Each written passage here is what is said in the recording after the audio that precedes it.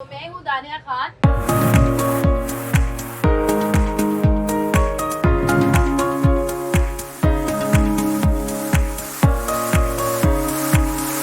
ये मेरी किताब है और फाइनली ये 1 साल बाद यहाँ पहुँच गई है।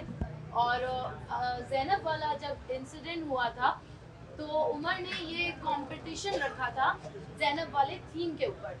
और मैं खुद चूँकि विक्टिम हूँ अब्यूज़ की, सो जो ज़ैनब वाला इंसिडेंट हुआ, it I couldn't sleep for nights. बहुत मतलब नज़में भी लिखी इस बारे में, चीज़ें भी, बहुत रातों तक मैं नहीं सो पाई, क्योंकि बचपन में शायद कोई चीज़ हुई हो, आप उसे दबा देते हैं, लेकिन जब वो बाद में माशरे में निकल निकल के आपके सामने आती है, वो आपके अंदर के ट्रॉमास को ट्रिगर करती है।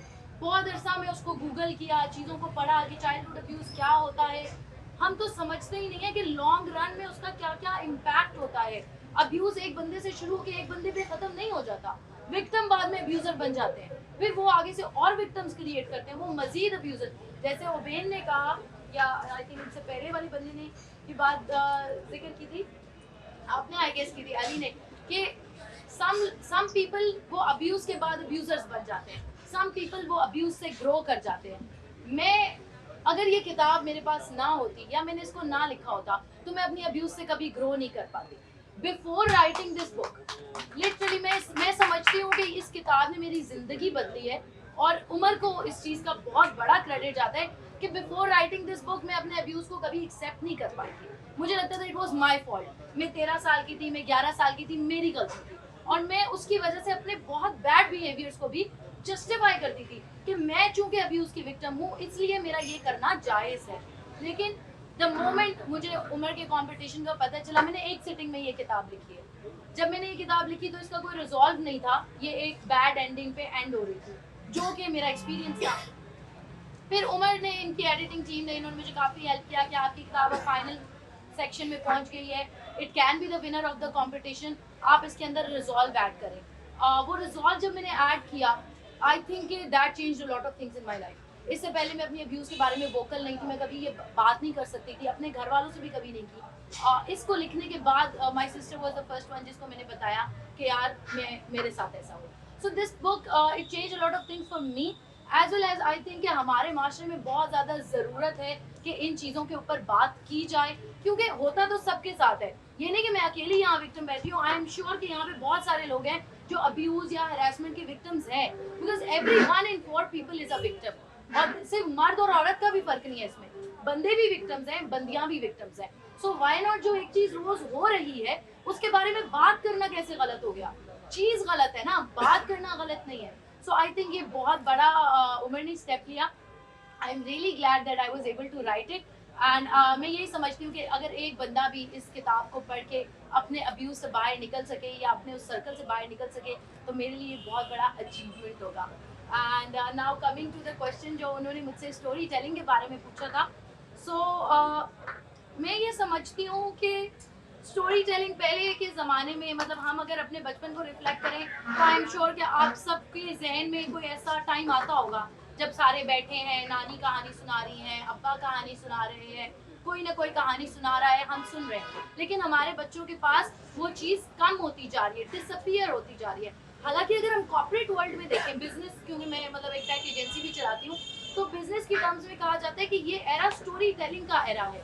अगर बिजनेस ने इस चीज़ को अडॉप्ट कर लिया है, तो हमारी जिंदगियों में से क्यों चली गई है स्टोरी टेलिंग? आई थिंक इसके अंदर सबसे बड़ा फॉल्ट हम लोगों का है कि हम लोगों ने दूसरी चीज़ों के पीछे हमने रन करना शुरू कर दिया, लेकिन जो हमारे अपने कल्चर की रिचनेस थी उसको हमने छोड़ दिया। स्टोरी टेलिंग तो इंसान की एवोल्यूशन से एग्जिस्ट करती है। इंसान जब आया था तो कोई मज़ाहिब थे या नहीं, कहानी ज़रूर थी। वो एक दूसरे से कहानी में ही बात करता था, अपनी चीज़ें शेयर करता था। हिस्टोरियंस हिस्ट्री लिखते थे कहानियों की फॉर्म्स में ताकि याद रह सके। मैं एक छोटा सा अपना एक्सपीरियंस शेयर करना चाहती हूँ। अल्हम्दुलिल्लाह मैं बहुत सक्सेसफुल हूँ ज़िंदगी के हर एस्पेक्ट में, अल्हम्दुलिल्लाह अल्हम्दुलिल्लाह। एंड आई थिंक मैं बहुत हार्डशिप्स को फेस किया है, और इस मेरी सारी सक्सेस में जो मुझे सबसे मेजर रीज़न लगती है वो ये है कि मेरे वालिदैन ने जो मेरे ऊपर टाइम इन्वेस्ट किया, जो कहानियाँ उन्होंने सुनाई, और उन कहानियों ने जो इम्प्रिंट्स हमारे दिमाग में छोड़े, उसकी वजह से मैं ज़िंदगी में बहुत हार्डशिप से बहुत अच्छी तरह डील कर पाई हूँ। मुझे याद है, I come from a very middle class family, बहुत हम्बल बिगिनिंग से मैं बिलोंग करती थी। और मेरे फादर हमें बहुत ज़्यादा चीज़ें अफोर्ड नहीं कर पाते थे कि वो हमें लग्जरी रेस्टोरेंट्स में या फन हाउसेस में लेकर जाएं या खिलौने खरीद के दें। लेकिन एक चीज़ जो हमारे बाप ने हमें दी, वो हमें रोज़ वक्त देते थे।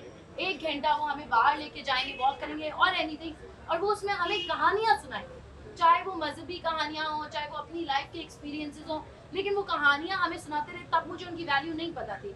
अब मैं आके ज़िंदगी में बहुत दफ़ा ऐसा मेरे साथ हुआ कि मैं किसी ऐसी सिचुएशन में थी, शायद मैं कोई बहुत गलत स्टेप भी ले लेती, लेकिन मेरे बाप की एक लाइन, एक कहानी का किरदार वो मेरे जहन में आ जाता एंड आई वुड स्टॉप। तो आई थिंक कि आज हम अपने बच्चों को, हमें बिजी लाइफ में हम कहते हैं तुम टैब ले लो, आईफोन ले लो, हम कमोडिटीज से रिप्लेस करते हैं।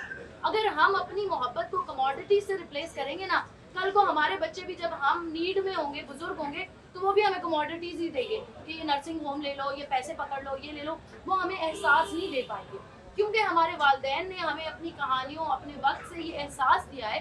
तो हमें भी चाहिए कि हम इसी एहसास को आगे कैरी करें। मुझे वो लोग बहुत अच्छे लगते हैं, जैसे हमारा काम कर रही हैं बच्चों के लिए, उमर काम कर रहा है इतने बड़े स्केल पे पूरे पाकिस्तान में काम। तो मुझे वो लोग बहुत अच्छे लगते हैं जो लिटरेचर को फ़रोग देते हो। और मुझे लगता है कि हम सबको किताबें और पढ़नी चाहिए, और कहानियाँ लाजमी नहीं कि आप सिर्फ किताब ही पढ़ें, आप किसी से बैठे कहानी सुनाएं, बच्चों को सुनाएं। It's a very good practice अल्हम्दुलिल्लाह। और आई थिंक जनरेशन्स के अंदर अगर कोई चीज़ मैटर करती है तो वो उनके कोर एथिक्स होते हैं, कोर वैल्यूज होती हैं। वो कोर एथिक्स और कोर वैल्यूज हमारे पास कहाँ से आते हैं? अपने बड़ों की कहानियों से। अगर हम उन कहानियों को भूल जाएंगे, उन वैल्यूज को भूल जाएंगे, तो we are not a nation anymore. फिर हम एक भीड़ ही है, हम एक मॉब ही है। तो इसके ऊपर काम करना चाहिए।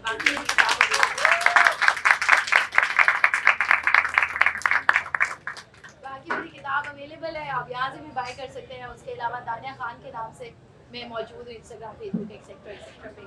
So thank you so much.